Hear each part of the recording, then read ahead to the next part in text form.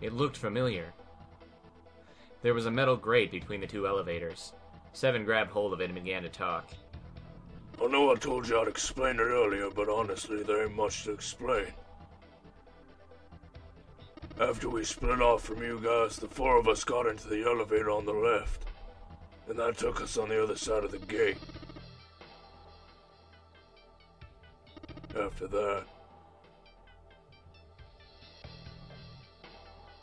they'd headed down another hallway. It took them toward the bow of the ship and eventually to the number 6 that Junpei and June had found earlier. With 4, they've been able to open the door and keep going. As usual, they'd face a locked door, but had been forced to complete 2 different areas before they could unlock it. Once they were through that door, there was another hallway that went into the other direction toward the stern. So, on your way, you found the elevator.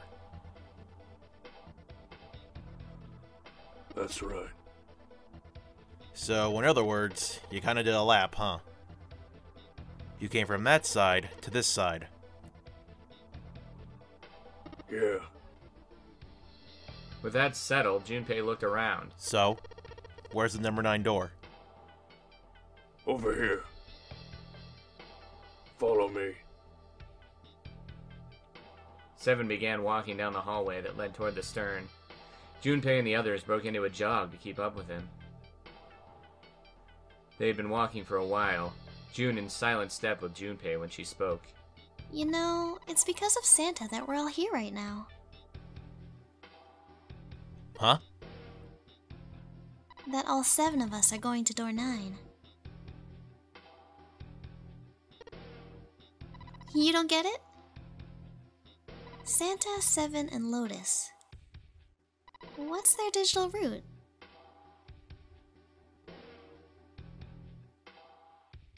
Nine. It's 9. That's right. They could have just left me behind and kept going if they wanted to. But they didn't. Yes. Because Santa wouldn't let them.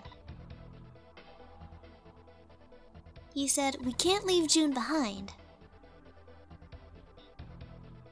That's why we went looking for you guys. And then you got in the elevator and went back to the central staircase. That's right. Well, I wouldn't have called that one.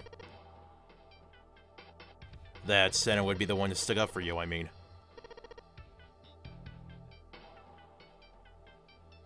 Junpei felt his eyebrows knit as he considered that. Oh, don't get me wrong. Perhaps June had sensed Junpei's concern. I don't mean that 7 and Lotus said they wanted to leave me behind. We were just talking about it, and Santa objected to it first.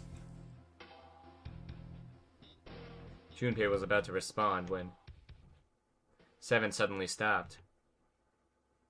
In front of them stood a door. So, is this... Junpei couldn't see 7's face, but he could see him nod. There's no other place for us to go? Nope. Just look around. The end of the hallway was a thick iron wall. To the left and right, other hallways led to the port and starboard side of the ship, but they were both closed off by thick metal grates. It looked as though 7 was right. The door in front of them was their only choice. Alright, let's get moving. He pulled open the door and walked in. Junpei took a deep breath and followed. It appeared they'd been telling the truth. The first thing Junpei saw as he entered the room was the number 9. Like all the others, it was a rough thing made of red paint. The door it decorated sat on the back wall of a rectangular room. Junpei ran up to it. It was a large double door with powerful styling. Something about it was almost majestic, and it made the red paint look especially garish. Junpei grabbed the handle and shook. It didn't budge, but then he hadn't really expected it to. The red was bolted to the wall next to the door. Its display read vacant. Finally, they'd arrived. Junpei felt a flood of emotion wash over him. He felt a chill down his back, and his chest tightened even as his blood began to boil. He was about to speak when Junpei could scarcely believe what he saw. A door and a 9. There was another one. Hey! What the hell? What the hell's going on here? His words came slowly, and his brain struggled to understand what he'd seen. On shaky legs, he made his way to the second 9. It was a small door set parallel to the other they'd come through, but in the other corner of the room. 9. There was no mistaking the number, and if any more proof was needed, a red was bolted to the wall near the door. He grabbed the handle and shook the door, not because he expected it to open, but because he had to make sure it was real. Why the hell are there 2 doors? It was Ace who spoke first. Do you think perhaps one is the right door and the other is the wrong one? Lotus was skeptical. I don't know about that. That seems unlikely. What makes you say so? Well, think about all the rooms we've been through so far.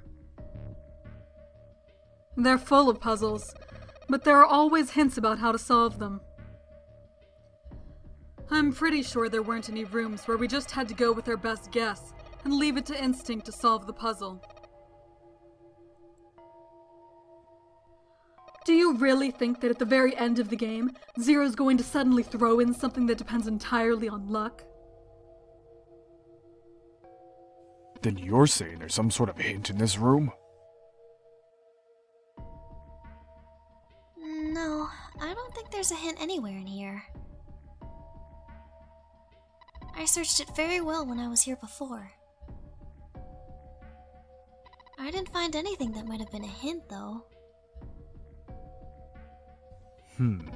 Well, then that means... Yeah, both of these are the right door. I mean, if you think about it, Zero never actually said there was only one door with a 9 on it. The exit is hidden, but it is there. Seek the exit. Seek the door that carries a 9.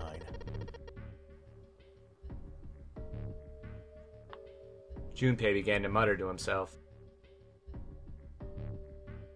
So if there are 2 number 9 doors, if we split it up right... That's not gonna work. Junpei blinked and looked up at Clover. She held out her hand. You've got a notebook and a pen, right? Can I borrow them? Slightly confused, he pulled them out and handed them to her.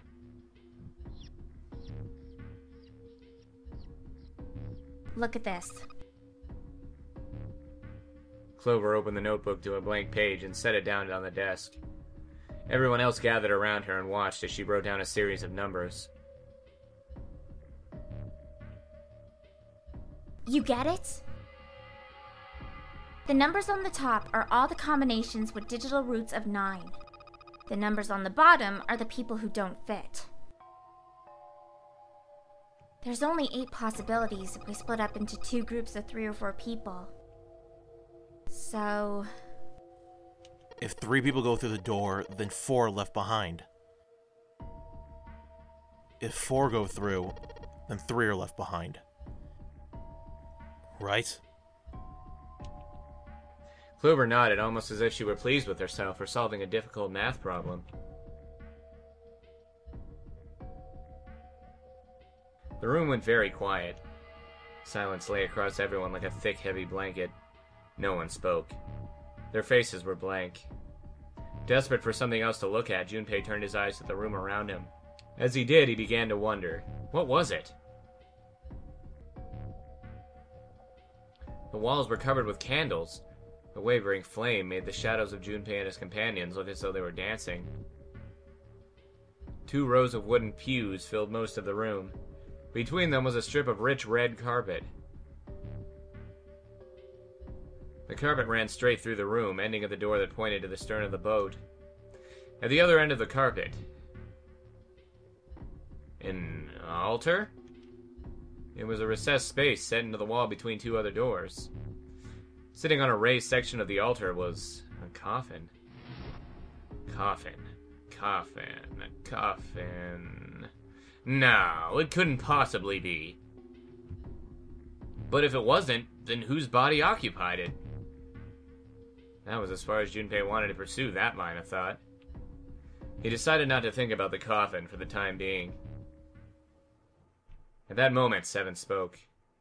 There was an edge of humor to his voice, but it was forced. Okay, I give up.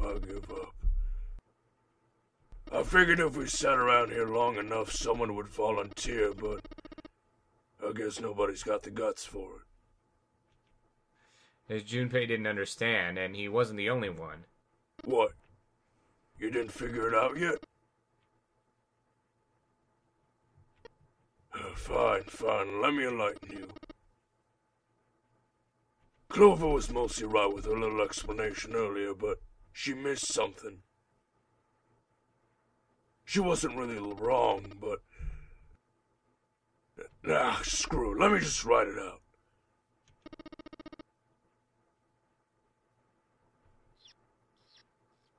Seven snatched up the notebook and began to write in it.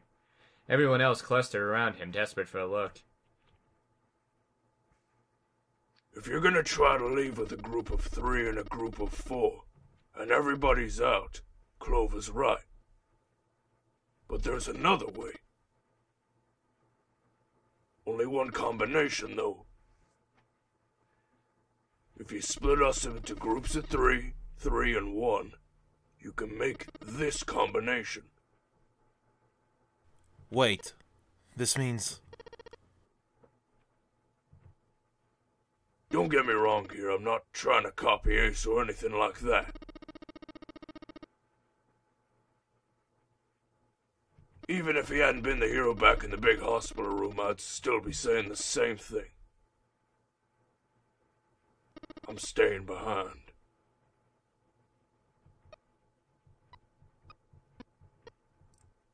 Why are you acting so heroic all of a sudden? Are you some kind of idiot? Lotus was the first to speak. That in itself was a little strange. She'd reacted much differently when Ace had volunteered. I'm completely against this. I'll be goddamned if I have to owe you for getting out of here.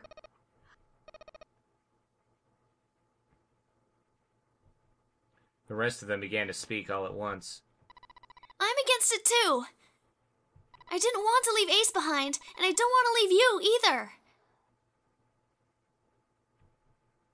I don't like that idea. There's gotta be other options. I disagree as well. I can't say I care much for you being the hero. Finally, they quieted down. Junpei looked at Seven. Well, there you go, Seven. Proposal denied. Clover's right. There's gotta be a better way than this. Seven made some noise that was somewhere between a derisive snort and a cough. Doesn't make any sense. He was doing his best to pretend they were making a foolish decision, but Junpei could see the twinkling of water at the corners of Seven's eyes. That was when Santa spoke.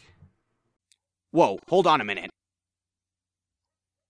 I haven't said anything yet. Until then, Junpei hadn't realized that Santa had stayed quiet for the whole discussion of Seven's fate. Something in his voice made Junpei uncomfortable. Are you agreeing? You want to leave him here? Santa shook his head. Nah. I'm against it. I don't want to leave Seven here alone. Then I don't see how it matters. I said alone. Eh? I said I don't want to leave Seven alone. There was a dull shine in Santa's eyes. They were cold and hard. Junpei felt himself shiver. What the hell are you? What?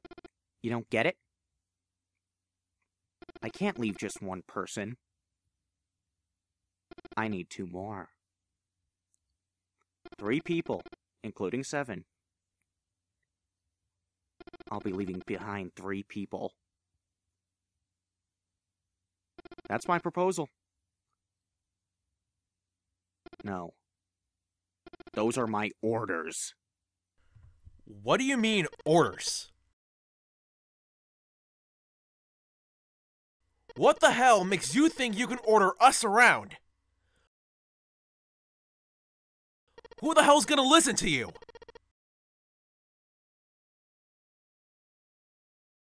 You all will.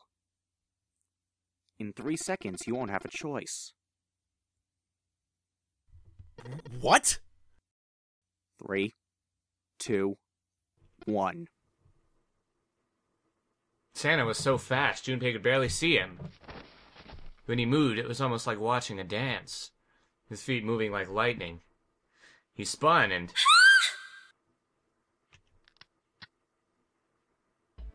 he had June. See? I told you! His lips curled into a cruel, mocking smile. A shudder traveled the length of Junpei's spine. His chest froze, and he could feel his breath go stale in his lungs.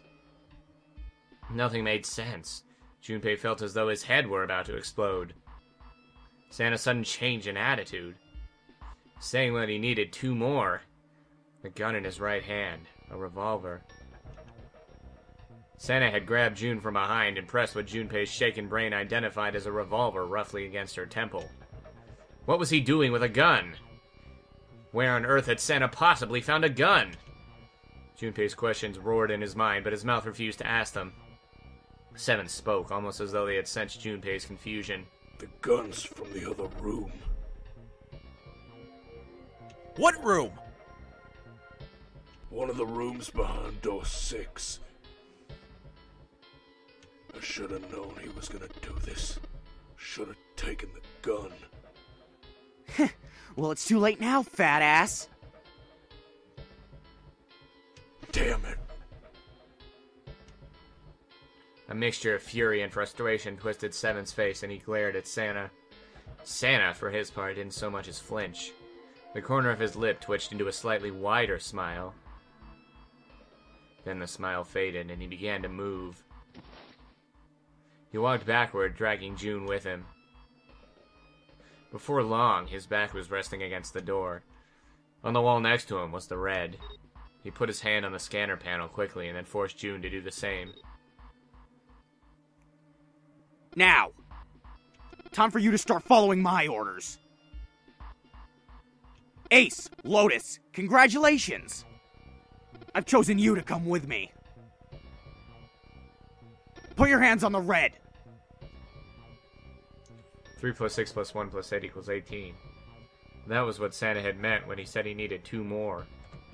Hey, you deaf? I gave you an order! Santa's eyes narrowed to slits. He glared at Ace and Lotus. They stayed frozen like deer caught in the headlight of an oncoming car. Right. Fine. I didn't want to waste any bullets, but you guys just don't get it!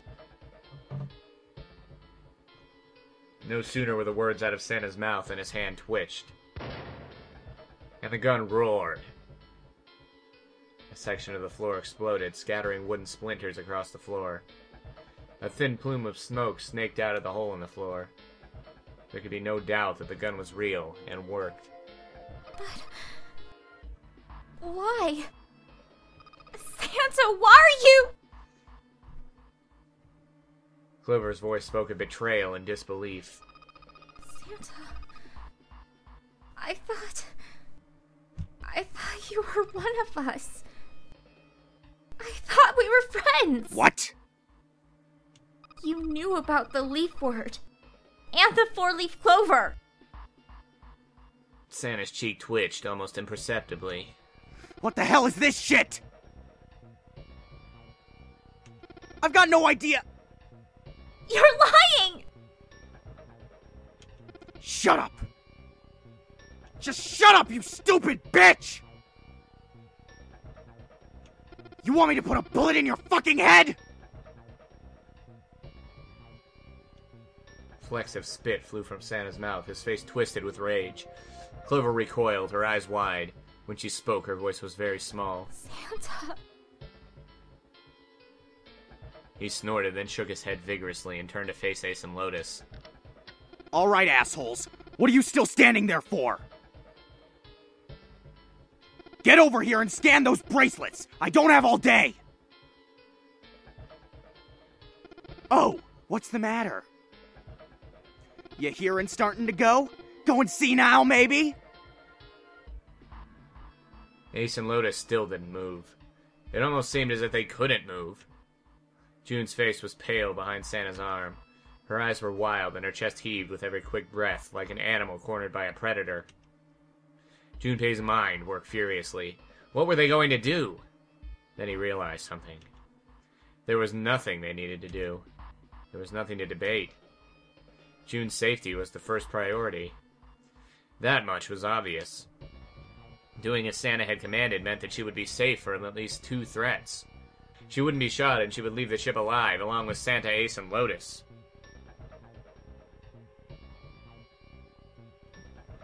There was only one thing for Junpei to do. He turned to Ace and Lotus. Please. Go. Huh? Jumpy! What are you saying? If you stay here, you're gonna be stuck, Jumpy! And so will Clover and Seven! I know. But you don't need to worry about us. We'll figure something out. Right, Seven? Right. You just leave it to us. It's gonna piss me off to do what Santa says, but... Don't worry about me either. There's still something I have to take care of. But... No! You can't! Ace! Lotus! Don't do it! Don't worry about me! Please! June was almost crying. Junpei walked around behind Ace and Lotus. Without a word, he laid a hand on each of their backs and gently pushed them forward. They almost stumbled, then righted themselves and took another step, and another. They turned around, and Junpei nodded. Ace and Lotus turned around again and walked slowly toward the door where Santa was waiting for them. After what seemed like an eternity, they stopped in front of the door marked 9. Santa smiled. Alright, now let's get those hands on that scanner panel. What's the holdup? What? You think I'm fucking around here? I don't give a shit about this girl. The red doesn't need the person, you know. All I need is the bracelet. You get it? Good. Now put your fucking hands on the scanner. I'm not gonna say it again. He shoved the revolver harder against June's head, and she winced. Fine. Ace sighed, defeated, and placed his hand at the scanner panel. Lotus went next. Lotus glared at Santa and slammed her hand on the scanner panel. The 4th asterisk blinked on. Good job. Now, Lotus, pull that lever. Soon as the doors open, you get your ass in there. Try anything stupid, and you know what happens, right? Junpei could almost hear Lotus's teeth grind.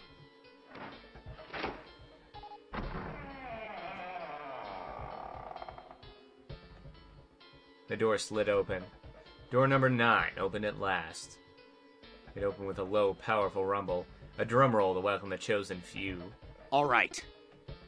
Go! Lotus and Ace walked through the door, their eyes furious but defeated. Santa waited until they were all the way inside, then hauled himself and June across the threshold as well. 6, 7, 8. Later.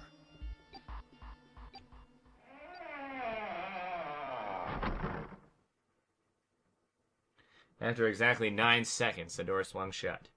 The gust of air created caused the candles in the altar to flicker and die.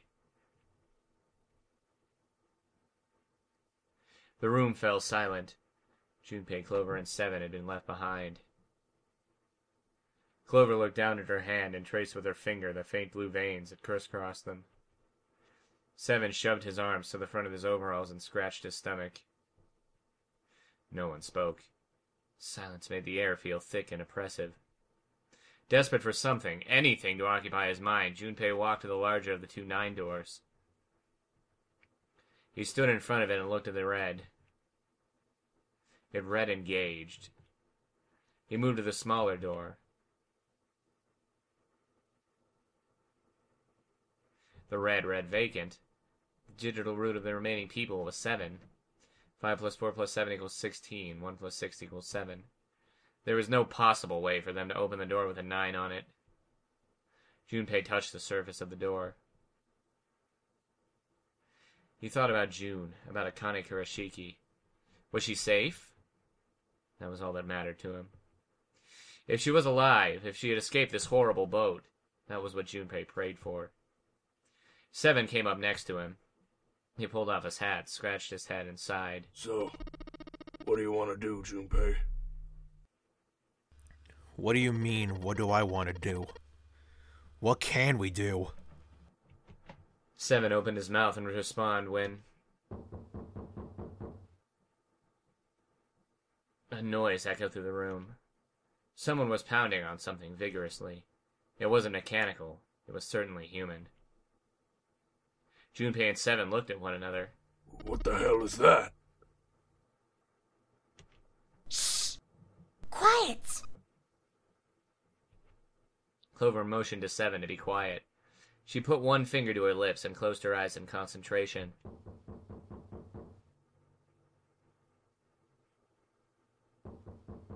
The 3 of them listened, trying to determine where the sound was coming from. Where? Where was it coming from? Could it be? Hey, I think it's coming from that coffin. You're right. Let's open it. But how? What are those muscles for? For show? You're telling me to force it open? Just shut up and try.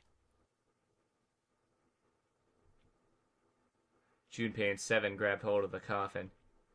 They tried to get a good grip with what little purchase they could find and pulled with all their strength.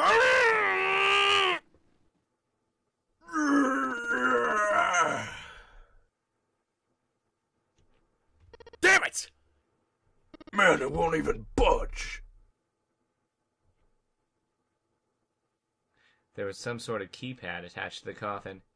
Its purpose would not have been difficult to determine. Their eyes were almost immediately drawn to it. Not another one. Yeah, looks like it. Do you think we have to put in the right password or it won't open? I think so.